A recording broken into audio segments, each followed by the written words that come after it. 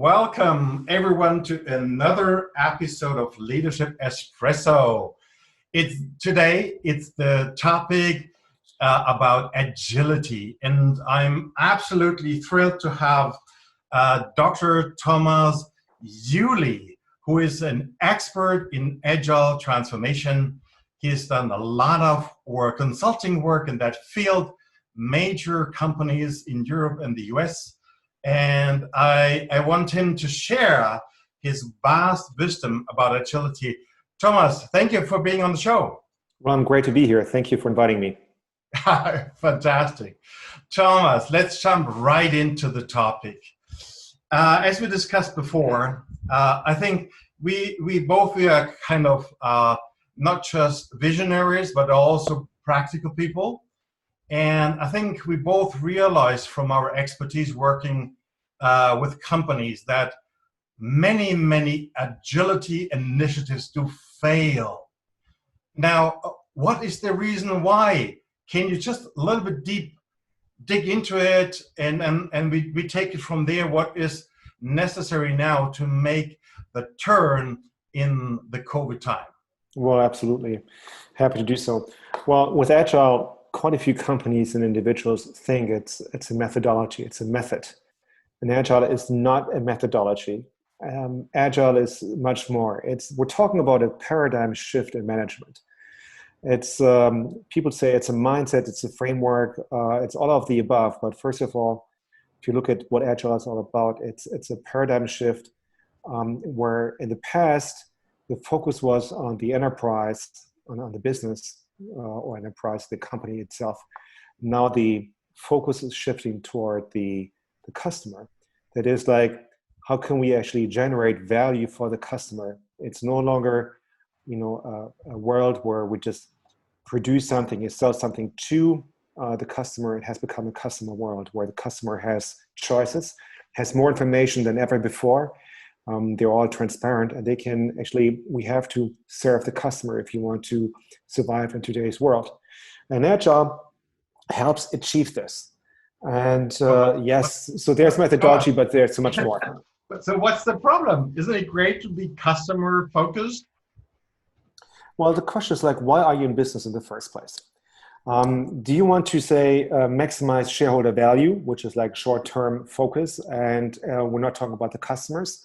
Or is it actually that you really want to serve the customers, that you want to generate value for the customer, that you understand the needs of the customer, and do it in a way that you actually also involve your own employees, and you look at the business value generating, not like short-term gains, but also mid and long-term gains. In other words, sustainable business.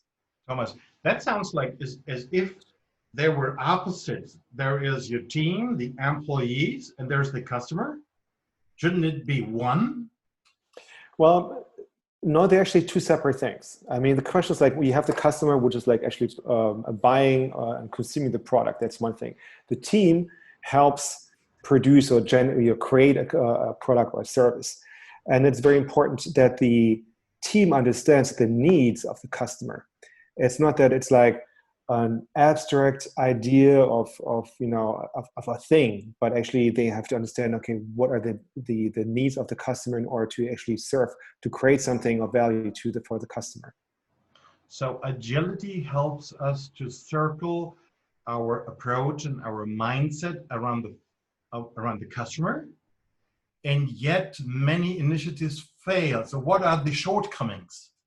Well, there are quite a few shortcomings. You can say, well, if you think, first of all, what I said, if it's just a method and you're not willing to leave behind the old way of thinking that people are resources, and you treat them as human resources, not as people, as human beings, where you can allocate them and they're just like they don't respect them. That's one thing. Then it's like, what is the purpose? Like, what do you want to achieve? Do you want to have profit as a goal or as a result? And people say it's just like it's a word. No, it makes all the difference. If you really want to help solve a problem of a customer, and as a consequence you create or you develop a new product, and you see how you can help make the life of a customer better, this is, where Agile comes in. If it's just like you don't give, too much about the customer, it's not Agile. So I do know that you're just about to publish a book called Human Business, right? Yes. Now, what do you suggest? Why do we need human business instead of agile business? And what does it bring to the table? Well, that's an excellent question. See, with Agile organization, or when we talk about Agile transformation, the focus is on the customer, where in the past it was on the enterprise. Human business focuses on the human. And people may say, well, this is very esoteric. It's not, because when we're talking about customers, we're talking about humans. We don't have resources, human resources. We have employees who are actually human beings. And then also, we're not just looking at shareholder interest, we look at the overall business value. So we're all talking about human and their needs. And therefore, the focus is, how can I generate value for and by humans? And this is like the essence of human business. Right. Wouldn't agile leaders also believe they generate value? So what is the difference? What is new? What is the aspect that was maybe missing before? Well, to give you an example, when we're talking about innovation, and lots of agile companies, they love innovation. They focus sometimes on product and process innovation. The dilemma or the caveat is products and processes do not innovate. People do. But then why don't we talk about people innovation? Yeah. Okay. People innovation is, you can say, is at the core of human business, and products and processes come, second. And it's not that you can only look at people innovation and only at product innovation or process innovation. They all come together. And you have to understand how they interact and how they play together. Right. So what you claim is that what we need now as we come towards an even more complex world, a more volatile world, an uncertain world. I remember the old saying that was culture eats strategy for breakfast, And this reminds me of maybe putting this metaphor towards human eats agility for breakfast. Well, I'm not sure about this. I mean, because I rather, it sounds like destroying something, but it's more of a metamorphosis, from a caterpillar to a cocoon and then to a butterfly. And where traditional business maybe was the caterpillar, agile transformation is the cocoon, where everything is, it's emerging to something bigger. In this case, it's a butterfly, and the human business being the butterfly. I think this is a better description. I don't want to have it's not destruction, it is actually the evolution of life, you can say. Right. So where are we, kind of going towards? So what is your vision about this human business? What is the power, or what is the potential, or how is it complementing maybe agility? Well, there are quite a few questions you have asked. I mean, my personal vision is actually to help establish human business as the new global norm. And that's very ambitious, of course, and I cannot do this by myself. And the question is, how can I do this? That's why we do the podcast. Yeah, I do this like one project or one company at a time, you can say. But you start small, and when you realize it's about, it's not. See, when people talk about the digital age and digital transformation, they talk about technology, but some people forget it's not. Or digitization, it's actually not about technology. We have to understand technology. I mean, it's a wonderful tool, you can say. But the digital age, if we really want to master the challenges in the digital age, which is today, we have to focus on us. It is us who ought to shape our future. It's not that we're doing something for technology. We may use technology to serve us. Therefore, also, it's like we have to ask different questions. So the question is not what will the future look like, how technical will it be, what gadgets we have, etc. But the question is like, how do we want to live? And this is actually a very simple and a very, very difficult question, because it requires that we know what we really want, or even before this, who we really are. And this is like one of the, I should say, shortcomings in traditional business, and even in quite a few agile transformation initiatives, that we still treat ourselves as human resources, as machines. Well, in the digital age, we have to compete with machines. However, if we treat ourselves as machines, I'm not sure if we can actually compete with computers, because I think they will be superior to us.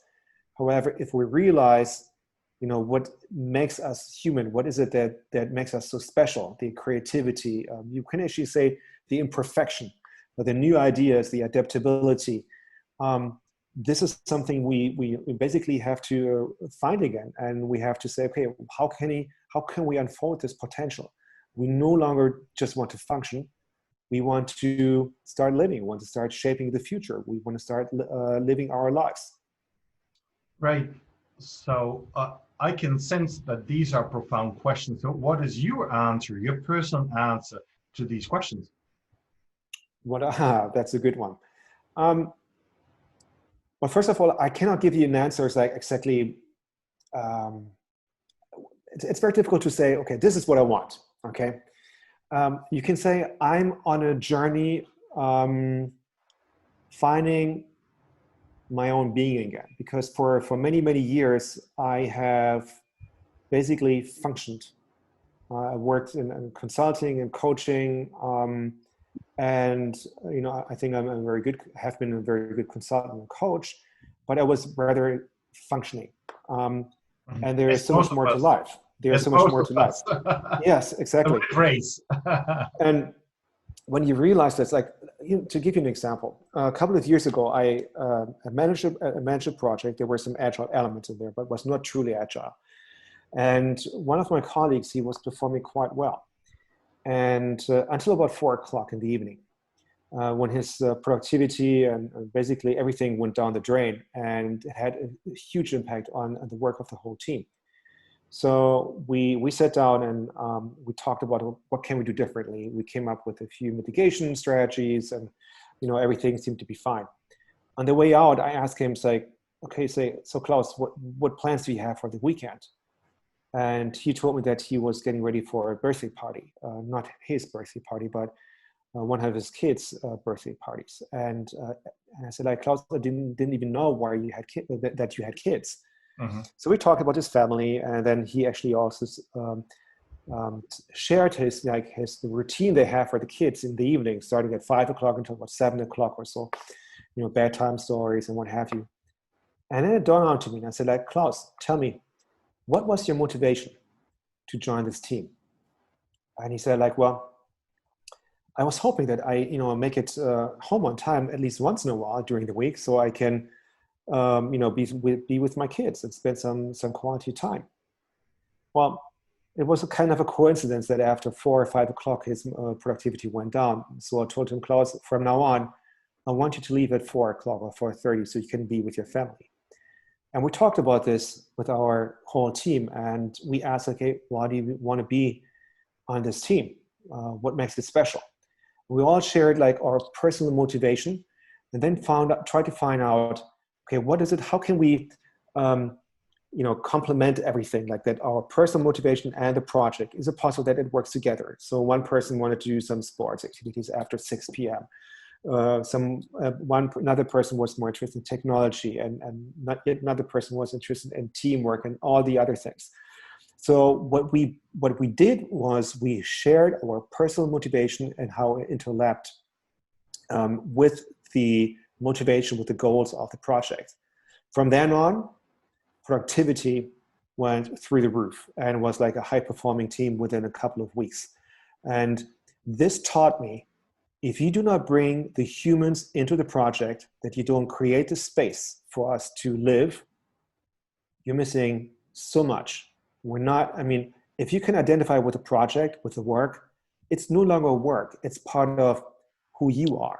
And then you can bring in much more, just more than the skills.